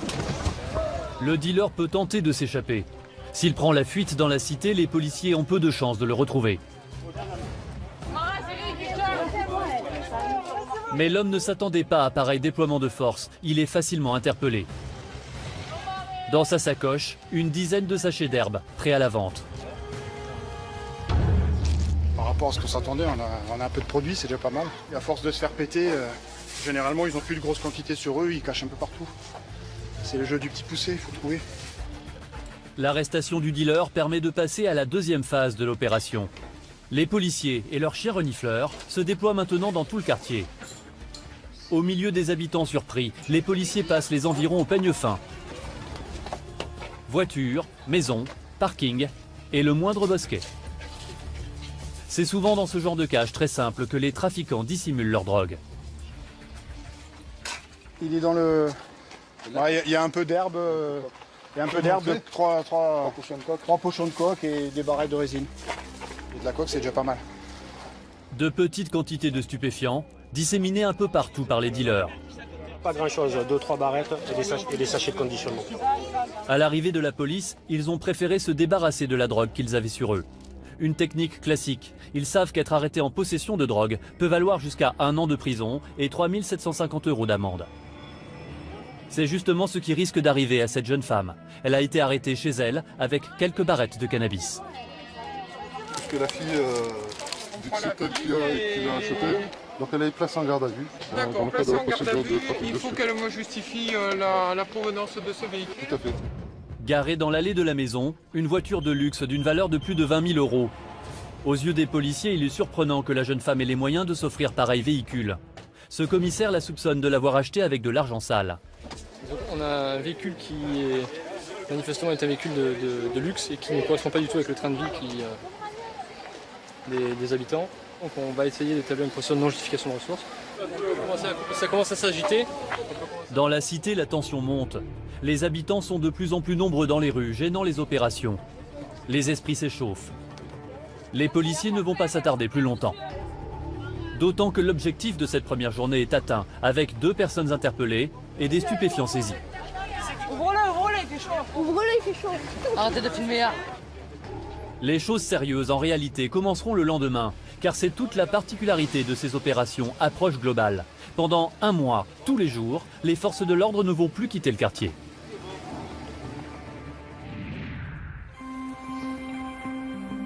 Deuxième jour de l'opération sur la Cayolle. Au commissariat central de l'évêché, tous les grands patrons sont présents. Le préfet de police, le directeur de la sécurité publique et les 3 commissaires en charge de l'approche globale de la Cayolle. Les consignes sont très claires. De ce qui rentre et de ce qui sort. Inutile de vous dire que l'objectif aujourd'hui, c'est de contrôler à tout va et d'interpeller dès qu'il y a lieu. Allez, bonne chance. Au deuxième jour, les opérations passent à la vitesse supérieure. La cité de la Cayolle va voir débarquer désormais des moyens humains et logistiques impressionnants. 150 hommes mobilisés, dont une compagnie de CRS.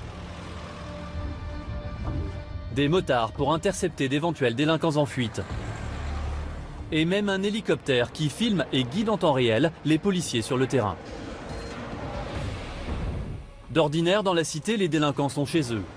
Mais en quadrillant le terrain, les forces de l'ordre veulent reprendre le pouvoir. Elles vont fouiller chaque recoin du quartier. Le commissaire Kevin Roche et ses 30 hommes font partie des forces qui ont investi la cité. Ils viennent d'interpeller un homme recherché depuis longtemps pour plusieurs vols avec violence. C'est quelqu'un qu'on est content d'avoir récupéré. Sans la présence massive des policiers, intervenir ici aurait été difficile. C'est le cas également dans les endroits obscurs comme les caves et les parkings. Des endroits où le plus souvent on retrouve les véhicules volés. Alors elles n'étaient pas là il y a 2 jours, elles ont été signalées, c'est quand il y a un week-end, sur un mariage, sur un cortège de mariage, ils faisaient les imbéciles avec. Des motos volées, mais ce n'est pas tout. Juste à côté, une arme de gros calibre. Dans ce renfoncement, on vient de découvrir un fusil à pompe. Moto, fusil à pompe et même un gilet pare-balles, le parfait attirail du braqueur. Elle ne sera plus en circulation. Donc on est content d'être tombé dessus. À Marseille, dans les cités, il y a de plus en plus d'armes lourdes en circulation. Les trafiquants n'hésitent plus à les utiliser dans leur règlement de compte. Et la présence policière n'empêche pas les violences. Ce jour-là est d'ailleurs une journée noire. Le matin même, un Marseillais de 24 ans a été exécuté par un commando de 4 hommes à La Ciotat. Et à l'instant même, pendant l'opération, on apprend un 2e assassinat dans les quartiers nord. J'ai entendu sur les ondes qu'on avait été alerté pour aussi un règlement de compte au niveau du 13e arrondissement. Donc voilà, pour l'instant, je n'en sais pas plus. La victime a été mitraillée à bout portant dans sa voiture par 2 hommes à moto. Le fait divers aura d'autant plus de retentissement dans les médias que la victime, Adrien Anigo, 30 ans, était le fils du directeur sportif de l'OM. Ce règlement de compte est le 15e depuis le début de l'année à Marseille. Et les opérations coup de poing menées par la police n'y sont peut-être pas pour rien. Le préfet, Jean-Paul Bonnetin, suit minute par minute les opérations sur le terrain. Et selon lui, les descentes de police répétées depuis 1 an ne sont sans doute pas étrangères au regain de violence entre les gangs. Les saisies de drogue et d'argent créent des problèmes, créent des tensions. Une interpellation, une incarcération d'un trafiquant de stupéfiants donne envie à d'autres de prendre la place. Donc oui, il est clair que nos opérations sont de nature à déstabiliser le trafic. Et qui dit déstabilisation peut dire parfois exacerbation des tensions entre bandes rivales. Dans la cité de la Cayolle, les opérations se poursuivent. L'approche globale ne se limite pas à la police. Appuyés par les forces de l'ordre, d'autres services d'État sont mobilisés. Les douanes, mais aussi l'URSSAF et les services sociaux. Des services qui pénètrent à nouveau dans un quartier où, bien souvent, plus aucune loi, plus aucune règle ne s'applique comme ailleurs. Kevin et ses hommes escortent maintenant une équipe de la répression des fraudes. Ces fonctionnaires ont pour mission de contrôler les restaurants du département, mais ils n'osent jamais s'aventurer dans la cité d'habitude. Le gérant de cet établissement ne s'attendait pas à pareille visite. Pas le visage. Pas le visage. Il n'y a jamais eu aucun contrôle dans ce restaurant. L'état des cuisines n'est clairement pas en accord avec les normes sanitaires. Il y a des moisissures sur les frigos. Ça, c'est pas bon, ça. Vous êtes en activité, vous recevez de la clientèle. Ça, c'est pas bon pour le client, ça. Il y a des bactéries qui peuvent se répandre sur les frigos. Surtout si vous ne mettez pas des couvercles, si vous laissez des denrées comme ça, les bactéries se posent un peu partout et après votre clientèle est malade. Donc nous, notre rôle, c'est que la clientèle soit pas malade. C'est pas entretenu, c'est pas nettoyé. Entouré des policiers, l'agent de la répression des fraudes peut travailler normalement, comme il le ferait n'importe où ailleurs. Ça, c'est pas bon. Monsieur, la poubelle, vous la fermez, vous l'enlevez. Si c'est pas fait, parce que nous on va revenir, si c'est pas fait dans le délai que nous faisons prescrire, 15 jours, un mois, je sais pas trop, c'est la verbalisation. Ça va aller vite. Merci. Un contrôle qui se terminera par une amende pour plusieurs infractions relatives à l'hygiène. À quelques minutes de là, une autre prérogative d'État est rétablie, la chasse au travail au noir. Escortés par les forces de l'ordre, ce sont cette fois des inspecteurs de l'URSSAF qui ciblent un restaurant du bord de mer. Nous sommes à l'extérieur de la cité, mais les forces de l'ordre savent que d'ordinaire, aucun contrôle sérieux n'a lieu ici. Bonjour madame. Ce restaurant, situé dans un cadre paradisiaque, contraste avec l'état de délabrement général du quartier. Rapidement, les inspecteurs découvrent plusieurs infractions. À commencer par cette serveuse, qui n'est tout simplement pas déclarée. Vous êtes salarié de l'établissement? Non. Je suis bénévole. C'est une association aussi? Être bénévole dans un restaurant, bien sûr, c'est impossible et illégal. Il s'agit donc bien de travail au noir. Dans cet établissement, la gérante semble avoir d'autres choses à cacher aux contrôleurs de l'URSSAF. Elle tarde à leur fournir les documents de comptabilité qu'ils ont demandés. Moi, ce que je veux, c'est que vous donniez les papiers aux Oui, d'accord, personnes, et après, on s'en va. Voilà. Finalement, la gérante coopère, elle fournit les documents. En particulier le ticket qui doit répertorier les recettes de la journée. Aux yeux du contrôleur, la fraude est désormais manifeste. Il n'y a rien dessus. Non mais voilà pourquoi la difficulté pour l'obtenir. Pas une seule vente de boissons sur le ticket, alors qu'en terrasse, il y a beaucoup de clients. Vous avez vu comme moi-même le nombre de tables qu'il y a, le nombre de personnes qui sont en terrasse pour tout ce qui est limonade.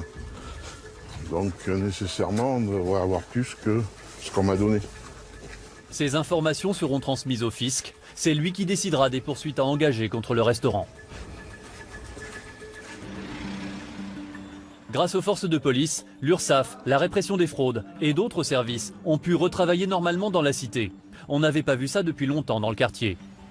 Et vous allez voir que les policiers poussent le souci du détail plus loin encore.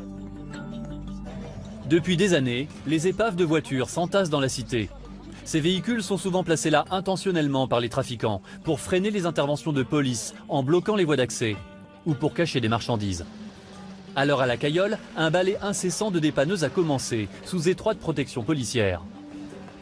Mais les délinquants ne sont pas loin, et ils vont montrer aux forces de l'ordre que ce territoire est toujours le leur. La voiture qu'il a enlevée tout à l'heure, là, ils l'ont poursuivi par là-bas, ils l'ont braqué. Un dépanneur vient de se faire voler l'épave qu'il transportait en sortant de la cité. D'accord, non, mais je comprends. C'est juste pour savoir. Comme 206. 206 là. La plaque. 4 jeunes ont forcé le conducteur à déposer le véhicule. Les voleurs ont eu le culot de dérober la voiture en pleine opération de police. Pas question de les laisser partir avec leur butin. On va aller faire un tour pour essayer de la voir, en sachant que c'est une voiture qui de toute façon est immobilisée et ne roule pas. Donc, Le commissaire Roche n'aura pas à chercher bien longtemps. Oui, capitaine, on suit le dépanneur parce qu'en partant avec une des voitures qu'il avait enlevées, il se l'est fait détrousser sa voiture. Ben, elle est là, la voiture. Pourquoi voler une voiture dont les pneus sont crevés et l'abandonner quelques mètres plus loin? Le commissaire Roche a sa petite idée. A priori, c'est pour nous montrer que, voilà, que la cité elle leur appartient et qu'ils ne laisseront pas faire. Mais donc, bon. Le signalement des voleurs a été envoyé par radio. 4 hommes, plutôt jeunes, dans une 206 verte. En temps normal, ils auraient sans doute été impossibles à rattraper. Mais en ce moment, 150 policiers quadrillent la cité. Les voleurs sont rapidement repérés. Ils sont à Vaucanson. Vaucanson. Les 4 hommes sont interpellés quelques minutes plus tard par les CRS. Allez, bougez pas, mettez la main derrière le dos. Donnez-moi la main.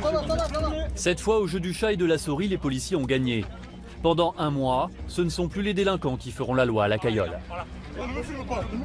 Mais lorsque l'opération prendra fin, que se passera-t-il? Dans 30 jours, quand CRS et hélicoptères ne seront plus là, les trafiquants ne risquent-ils pas de réinvestir les lieux comme avant?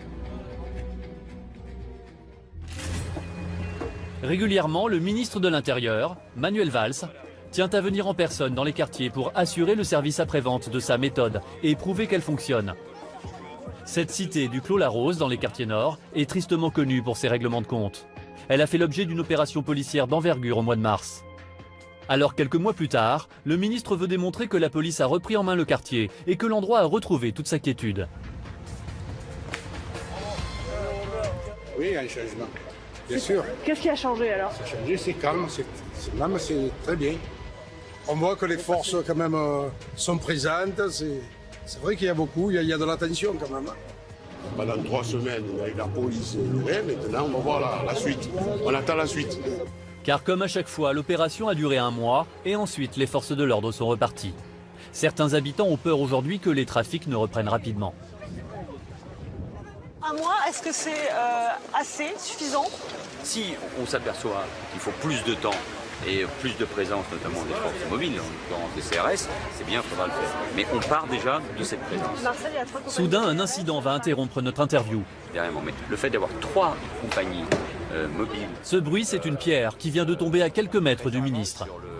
Voilà. On avance un peu. Le service de sécurité en alerte demande à ce que le cortège se déplace plus rapidement. Manuel Valls a été pris pour cible. Apparemment, sa méthode ne plaît pas à tout le monde dans la cité. Ça sera long, mais on y arrivera. On y arrivera. Le déplacement du ministre n'aura duré qu'1 heure. Juste le temps d'essayer de rassurer les habitants. La réalité, c'est que lorsque la présence massive des policiers prend fin, le bras de fer avec les trafiquants recommence. Et les caïds des cités reprennent souvent l'avantage. Ce matin, le commissaire Roche et sa chef, la commissaire Fontaine, partent en mission dans les quartiers sud, cité de la Sauvagère. Ouais, je vous annonce un départ du CP10. S'ils se rendent dans cette cité, c'est parce qu'elle a fait l'objet d'une approche globale en début d'année. Et il semble qu'aujourd'hui, la situation dégénère à nouveau. La veille au soir, une tentative de règlement de compte a eu lieu dans le quartier. La commissaire veut à tout prix éviter la reprise du cycle de la violence. On craint que certains individus de la cité se soient armés ou préparés à des attaques du type de celle d'hier soir. Donc il faut qu'on soit vigilant. Il y a encore quelques mois, les policiers rentraient sans problème dans cette cité. Ce n'est déjà plus le cas aujourd'hui. Les délinquants ont repris possession des lieux. En plein milieu de la rue, une voiture abandonnée barre la route.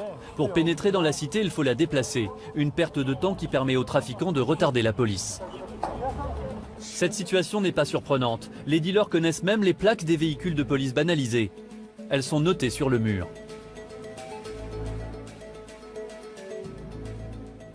C'est une façon de nous faire savoir qu'ils savent comment on travaille, qu'ils savent qui on est, qu'on est démasqué. C'est un petit jeu du chat et de la souris. À ce jeu-là, les policiers semblent avoir un train de retard. Dans la cité, tout le monde est au courant de leur présence. Il n'y a presque plus personne dehors. À part ce jeune homme qui traîne dans le quartier et qui va être immédiatement contrôlé par les policiers. Bonjour Jean. C'est la police. Tu as rien interdit, rien de dangereux? Non. L'individu n'a pas de drogue sur lui. Peut-être s'en est-il débarrassé. Mais en fouillant également les parties communes et les caves, les policiers vont cette fois faire une découverte surprenante. TI 130, bravo, à l'écoute. Au bloc 16, on vient de trouver un sac avec des rouleaux de pièces de monnaie. Ouais, bah écoutez, c'est très bien. Il s'agit sans doute du butin d'un braquage commis la semaine dernière dans un supermarché du coin. Effectivement, ce sont des rouleaux de pièces qu'on trouve souvent dans les supermarchés ou dans les magasins. Et voilà, donc effectivement, on peut penser que c'est une part du butin. En tout cas, ça n'a pas grand-chose à faire dans une cave. Le sac sera transmis à la police scientifique. Si de l'ADN y est retrouvé, les policiers pourront peut-être remonter jusqu'aux auteurs du vol à main armée. C'est le fond de caisse pour... Depuis l'approche globale réalisée dans cette cité, 48 personnes ont été interpellées. Mais de l'avis de certains habitants, la situation n'a pas vraiment changé. On n'est plus en sécurité ici, c'est fini, hein. Ça y est, hein. Non, il faut que ça change, hein. Bon, en tout cas, on va continuer à venir, madame. Si ça vous rassure.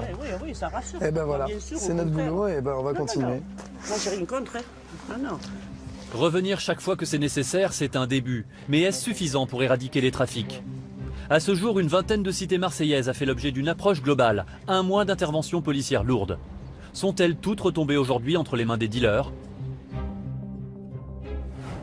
Pour en avoir le cœur net, nous sommes retournés dans l'une des toutes premières cités nettoyées, l'une des plus dures aussi, la cité de Bassins. Dans les quartiers nord, la cité de Bassins est l'une des cités les plus chaudes de Marseille. Il y a 2 ans, un terrible fait divers avait fait la une des journaux. 3 corps calcinés ont été retrouvés dans une voiture en flammes. Dans la même soirée, 3 hommes tués par balle avant d'être brûlés dans une voiture. À l'origine de ce massacre, le trafic de stupéfiants. Bassins est l'une des plaques tournantes de la drogue à Marseille. Les dealers sont ici chez eux depuis longtemps et ils ne se cachent pas. Dans cette vidéo diffusée sur internet l'année dernière, ils se mettent en scène en singeant les postures des gangs américains. On est là les frères. Allez, voilà, le petit. Le titre de cette vidéo est sans équivoque, Touchyland, comprenez le pays du cannabis. Allez, C'est comme ça que ça se passe à Marseille, le quartier les plus hardcore France. Les dealers exhibent fièrement produits stupéfiants et liasses de billets. Dans leurs mains, plusieurs milliers d'euros. Pour ces jeunes, vendre de la drogue est un métier. C'est un métier, il faut être sociable. C'est un métier, il faut être sociable et commercial. Il faut garder le sourire. Mais au début de l'année, pendant un mois, les trafiquants ont perdu la main. La police a investi en force la cité. Bilan 40 personnes interpellées, 5 kilos de cannabis saisis. Alors où en est-on aujourd'hui? Lorsque nous arrivons à Bassins, nous sommes rapidement prévenus par 2 jeunes hommes qui ont vu notre caméra. Nous pouvons filmer dans la cité, mais pas partout. Du doigt, le jeune homme a désigné à quelques mètres un groupe aligné contre le mur. Les dealers. Ils nous tolèrent tant que nous restons à distance. Quelques mètres plus loin, l'ambiance est bon enfant. Ce jour-là, la cité de Bassins fête ses 50 ans. Tous les habitants sont venus. Il y a même des élus locaux comme Samia Gali, sénatrice originaire de la cité. Bassins est-elle devenue pour autant un quartier comme les autres? Pas si sûr. À quelques mètres de là, nous apercevons un jeune homme, muni d'une petite sacoche. C'est un dealer en pleine transaction. Personne n'y prête attention, un peu comme s'il faisait partie du paysage. À Bassins, la vie a donc repris comme avant. Les habitants cohabitent à nouveau avec les trafiquants. Est-ce que les opérations de police récentes gênent les trafics? C'est certain. Mais dans les cités dans lesquelles nous avons enquêté à ce jour, les dealers semblent avoir encore le dernier mot.